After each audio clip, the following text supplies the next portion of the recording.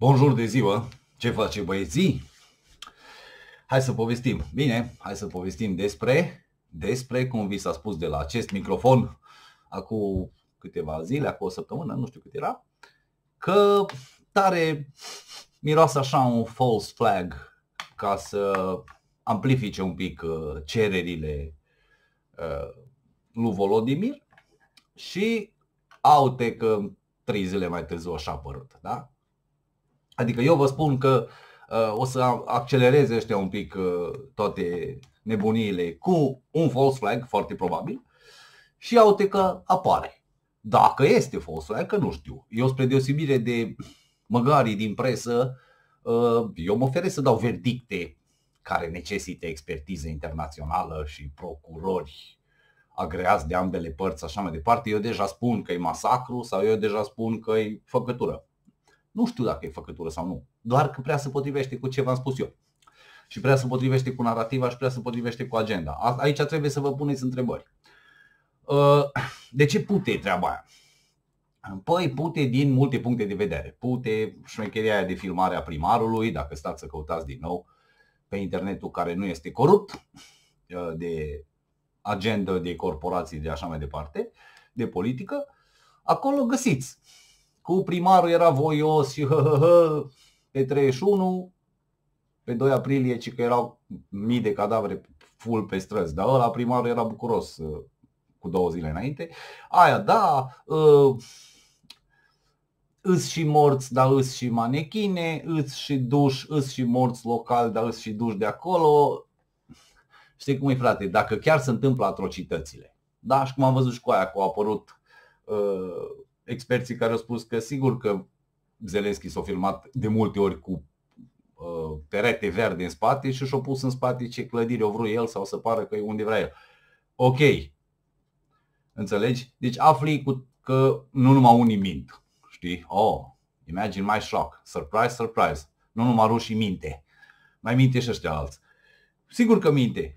Da? Și ăla minte. Da, dar pentru moralul poporului, pentru că tare, eu am înțeles că pentru moralul poporului și dacă se întâmplă o tragedie, dacă într-adevăr ți s-a întâmplat o atrocitate, mai trebuie să mai și înflorești tu? În mod normal nu? Când au venit ăștia americanii și au eliberat lagărul de la Buchenwald, de exemplu, erau munți de morți, da? Cum ne anunțau ăștia cu COVID-ul, că vin trenurile cu morți. Dar acolo chiar erau niște munți de morți pe care i-au dus cu excavatorul la o groapă comună.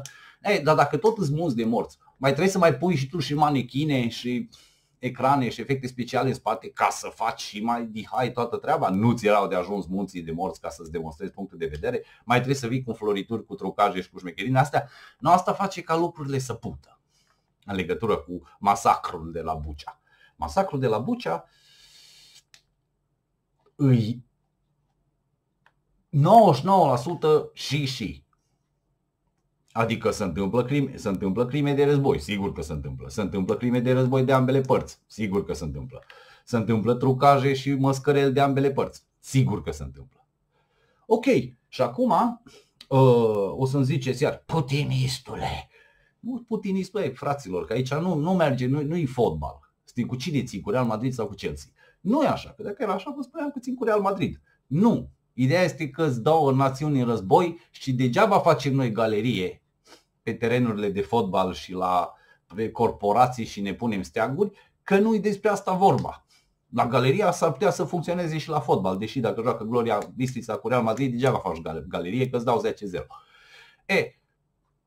Trebuie văzute lucrurile așa cum sunt, nu văzute în culorile în care noi ne dorim sau că ni s-a spus la televizor că trebuie să ținem cu aia și acum toți trebuie să ținem cu aia. Dar în principiu toată lumea ținea cu ăia galbenii și nu cu roșii sau cum le spune. Dar asta nu-i face sfinți. Și aici, de exemplu, m-au pierdut pe mine ăștia cu narativa și cu propaganda oficială de care nu mai ai cum să scapi, că vomiți deja la televizor, nu mă mai uit că toate siglele sunt cu culorile alea, toate sunt despre asta. Cehia emite bancnotă galben-albastră pe care scrie slavă Ucrainei. O nebunie totală, pe mine aici m-ați pierdut la vițelul de aur. pe care și dintre prieteni și dintre oamenii care mă urmăresc pe internet, pe care noi am pierdut la COVID, că se închinau la vițelul de aur COVID, acum se închină la vițelul de aur Ucraina sau Zelenski. Până la urmă asta e. Și dacă nu pierzi toți oamenii de bună credință și cu asta ghiși ce? Când vine invazia extraterestră sau încălzirea climatronică, îi pierzi acolo. Da? Deci oricum, ideea lor este să atragă în groapă, în malaxor, cât de multă lume care gândește și se facă să nu mai gândească, ci doar să înghită propaganda. Asta e ideea mare. Și vă spun că am pierdut oameni, prieteni, cunoscuți pe care nu i-am pierdut la COVID, îi pierdem acum, dacă suntem deștepți. Pentru că ei se vor arunca. Peștele atât așteaptă, știi, carasul, să muște baba de strugure, indiferent despre ce. Da? Deci pe mine la vițelul de aur m-ați pierdut. Eu nu mă închin la niciun vițel de aur. Eu nu mă închin numai sus și atât. În rest poate să fie eroul eroilor, poate să fie mascarada mascaradelor, poate să chiar facă. Eroul vine, nu știu, erou ucrainean, să zicem, Oleg, care se suie acum pe un cal alb și de unul singur îi bate pe ruși, ajunge la Vladivostok cu calul lui alb. Tot nu mă închin la el, indiferent ce. Pentru că eu nu cred în așa ceva. În idolatrie pământeană, în salvarea lumii de către Temirce, erou. Nu, e horror, da? Și în media occidentală e și mai horror. Am văzut steagurile alea, da? Erau 3 steaguri la un balcon. Ăia, 1, Black Lives Matter, 2, In Fauci We Trust, 3, steagul Ucrainei. Deci asta e ideea. Ideea e că trebuie să fie vițelul de aur. Trebuie să-i dai prostului o cauză. Că el pentru cauza aia e acolo și face și dă bani și ce. Nu, eu nu îmbrățișez cauzele care mi se vând la televizor. Corporațiile, marketing. Băi frate, dacă e războiul chiar așa de bine, între bine și rău pe pământ, domnule, e confruntarea între rai și iad, între îngeri și demoni, între sfinți și criminali și violari. E chiar așa o fi, mă, tată. Dacă or fi chiar așa, atunci la ce acum trebuie să faci și marketing? Să pui la siglele de pe aplicațiile de mobil, la sigle de corporații, de taxi, de nu știu ce naiba, tu trebuie să mai pui steaguri, trebuie să faci marketing pentru un război între bine și rău. Dar de fapt nu e despre asta. Da? Nu e despre asta, e vorba să arăți că-ți pasă. Exact ca la cealaltă mizerie. Trebuie să arăți că-ți pasă. Dacă ai arăta că-ți pasă, ești de-a nostru, meriți să ai slujbă, bani, păreri și așa mai departe și să votezi. Dacă nu arăți că-ți pasă, putinistule! Pentru că lumea se împarte între grupul de la Davos și putiniști. Pe cum vedem cu alegerile din Franța. Nu? Acolo alegerile din Franța, oricine ar fi candidat împotriva lui Macron, era catalogat putinist. Nu? Dacă nu era Marine Le Pen, era Zemmour. Cu șanse mari. Pe Zemmour l-ar fi făcut mândruță putinist. Nu? Pentru că dacă nu ești cu Davos și cu agenda, ești putinist. Da? Le Pen e putinistă, Victor Orban putinist, la noi care îs mai sceptici sau așa sunt putiniști, nu? Eu sunt putinistul numărul 1. Așa? Trump e putinist, Bolsonaro e putinist, toată lumea e putinistă care nu-i Trudeau sau Macron sau alte mizerii de genul ăsta. Ok? Sau Merkel sau prefabricate din astea, știți? Că era cum e PFL-ul, prefabricate din lemn. Nu, ăsta din Ucraina nu, n-are cum să fie prefabricat, mă. Nu, n-are cum să fie pus acolo așa cu toată povestea aia. Nu, e visul american de data asta pe galben, galben-albastru.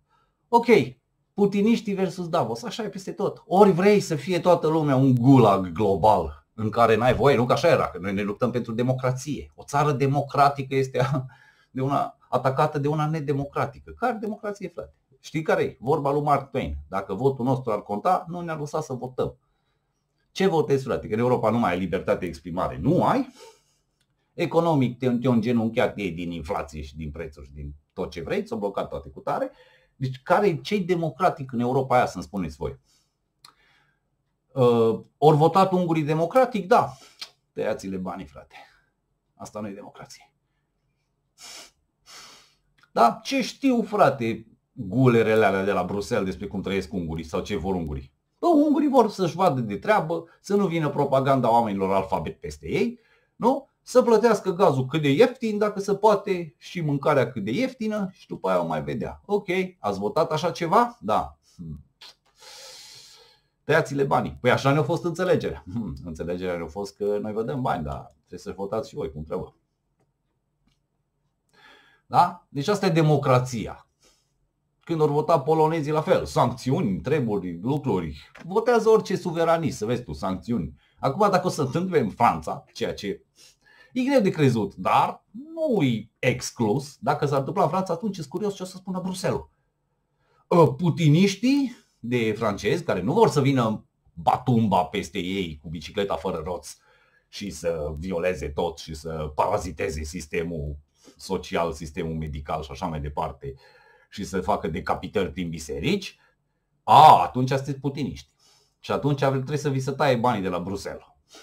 Atâta doar că Bruxelles nu mai permite să se certe cu încă o țară mare. Nemții au spus, noi cumpărăm gaz, că noi suntem putiniști. Ok, la voi e voie, la unguri nu e voie. Bă, pe bune, asta e democracy, asta e lumea liberă, asta e cu tare. Când zic, lumea liberă, criminalii de război sunt aduși în fața justiției. Nu, frate, e doar de terminologie. În războiul din Irak nu au fost crime de război, au fost victime colaterale. Vreo 200.000 de victime colaterale, dar nu a omorât nimeni crime de război. Nu a fost nimeni adus în fața justiției, nu a fost niciun Nürnberg 2. Înțelegeți? E doar diferență de... Ați văzut mimul ăla cu... La noi antreprenori, la ei oligarh, la ei, la rușii crime de război, la noi sunt victime colaterale, la ei democratizare, la ei denazificare, la noi bringing freedom and democracy. Sigur că tot cu bombe și tot cu pușca se aduce și democrația și libertatea, dar vedeți cum e, da? Scopul final al lor merge înainte. Asta trebuie să rețineți. Că scopul final, indiferent la ce dramoletă punem noi botul, că e vorba de COVID, că e vorba de Ucraina, că e vorba așa, scopul lor final e și tragedia acestei lumi. Da? Marea resetare merge înainte, să ne facă pe toți absolut dependenți de ce ne dau ei, toate agendele de fapt pușcă, nu? Zici, bă, dar cum, dar renunțați la gazul rusesc ca să nu mai hrăniți criminalii. Eu tot am așteptat prin comentarii să-mi explice cineva cum să oprește războiul dacă tu nu mai bagi gaz în casă. Nu a reușit încă nimeni, dar am aflat că este o soluție. Cumpărăm gaz de la americani. Păi mai ieftin? Nu. Nu, plus că-s de-a noștri. Deci despre asta era vorba. Cu copiii din Ucraina până e vorba de bani. Când e vorba de bani, atunci fiecare faceți cum credeți, nu? Că despre asta e vorba. Voi ați promovat, grupul de la Davos, agenda, globaliștii, progresiștii, voi ați promovat următorul dicton neoficial. Comerțul peste orice. Economia peste orice, deasupra tuturor. Nu-ți pasă, ai călcat pe cadavre, ai călcat pe orice ca să hrănim economia, nu? Nu ți-o păsa că omori oameni, nu ți-o păsa că nimic. Doar economic să meargă bine. Dacă țările fac acum același lucru, nu mai bine. Nu mai bine, nu, așa nu. Păi bă, nu v-am arătat eu într-un video pe la începutul războiului cum arătai? Într-un colțișor acolo erau cu imagini din Ucraina și peste dita mai reclama la burger. Nu fix asta ați promovat voi. Bă, superficialitate, consum, dă-i acolo să crească PIB-ul indiferent cum. Da? Să putem ciuguli, să procente, treburi, analize financiare, banii, impactul. Și acum când oamenii fac asta, când își văd de interesul lor, nu mai bine, că acum trebuie toți să ne ținem de mână să cântăm într-o direcție. Eu aș fi cântat dacă nu erați niște măgari. Da? Că la început așa părea, într-adevăr. Băi frate, stai un pic, că l-a apucat pe la nebunia. Acum afli că mai nu e chiar așa, da? Și că scopul final, în loc de Ucraina, putea să fie Pakistan. Eram toți uniți pentru Pakistan, toți ne puneam sigle, își punea McDonald's-ul steagul Pakistanului, toți ne țineam de mână, cântam cumva aia cu Pakistan. Păi, ipocrizia boilor ăștia din Occident, bă, majoritatea habar n-avea unde e Ucraina pe hartă. Du-te în America și pune-le globul pământesc în loc de cap. Așa? Și tot nu o să arate nici Ucraina pe hartă, nici Pakistanul pe hartă, nici nimic. Dar acum ați toți cu steagul, toți, glorie, slavă, tot ce vrei. Francezii la fel, nemții la fel. Habar n-au, mă. Nu le-au păsat, nici n-a știut cine e președinte în Ucraina până acum, mă. Nu ți-o păsat? N-ai vrut nici să te duci, nici să faci, nici să dai bani, nici să nimic. Da? Acum, în schimb, brusc ești cel mai mare fan, mă. Acum, brusc, când nu mai ai Dumnezeu, te închini la politicieni. Da? Că asta am văzut și eu. Și cea mai mare tragedie care ni se întâmplă, de fapt, nu e aia cu bombele. Bombe, rachete au mai picat în istorie. Înainte războaiele erau mult mai sângeroase, nu? La bătălia de la Sekigahara în 1600 sau ceva de genul, au murit, erau câmpuri, 60.000 de morți într-o zi. De sabie, frate, nu că rachetă. Nu, cu sabia. Tăiat, și care nu mureau rămâneau acolo și gemeau pe câmp încă 2 zile. Zeci de mii pe un câmp. Deci, gândiți-vă că nu acum sunt marile drame ale omenirii. Deși și aici aud proști în comentarii pe internet, dom'le, secolul 21, dar ce importanță are că îi spui secolul 21 sau 14 sau 24 sau 27? Omul uită om. Și omul de la, cum ne spune cartea, de la Cain și Abel, când erau 4 pe pământ, i-a dat în cap. Al 3-lea om i-a dat în cap la al 4-lea om. Ce legătură are secolul? Dacă 4 oameni erau pe pământ și al 3-lea cu al 4-lea i-au dat în cap, crezi că atunci când suntem 8 miliarde nu găsești pe cineva să dea în cap? Ba da, oamenii își vor da în cap până la sfârșitul veacurilor. Degeaba, în secolul 21, asta e o prostie de-a ta, cu care te hrănești ca să-ți se pară ție că ești mai șmecher sau care îți pasă. Nu, în secolul 21, în secolul 23, în secolul 24, că va fi, oricum oamenii își dau. Dar tragedia este reducerea omului la statutul de victimă. Victima istoriei, victima sistemului, victima economiei. Da? Ce să-i faci, domnule, că inflație? Nu e numai la noi, în toate țările, așa că bucurați-vă că nu mai cumpărați niciun cartof cu salarul. Nu? Că așa ajungi. Dom'le, de ce s-a scumpit? Ce vină am eu că s-a scumpit benzina? Ce puteam eu să fac? Păi nu puteai să fac niște rezerve financiare. Rezervele financiare nu mai reprezintă nimic. Dacă de mâine se dublează curentul, gazul și motorina și cartoful, salut, degeaba ți-ai pus tu bani deoparte, degeaba ți-ai pus aur deoparte, degeaba ai luat la monedă că le prăbușesc ei. Înțelegi? Omul este victimă, degeaba ți se pare ție. Nu ți se dă nicio libertate, dimpotrivă ți se va lua și ceea ce ai. Și ăsta a fost scopul de ani de zile încoace. Da? Doamne, da, PIB-urile au crescut, da, foarte bine, au crescut PIB-urile. Ia, spune-mi tu, americanii acum sunt mai bogați ca în anii 80 sau mai săraci ca în anii 80? Da? Că atunci aveau salariu numai $2000 pe lună. Și acum au $5000 pe lună. Ia, dar ce puteau cumpăra cu aia $2000 și ce pot cumpăra cu ăștia? Cerul și pământul, frate. Te-ai uitat la Dallas. Motor, 6 litri, benzină, dă-i să sune. Unde-s vremurile când puteai arde un plin de rezervor numai ca să-i arezi la o gagică cum faci fum? S-a dus, să bagă pumnul în gură. La gulag cu toții. La gulag. Că despre asta era vorba.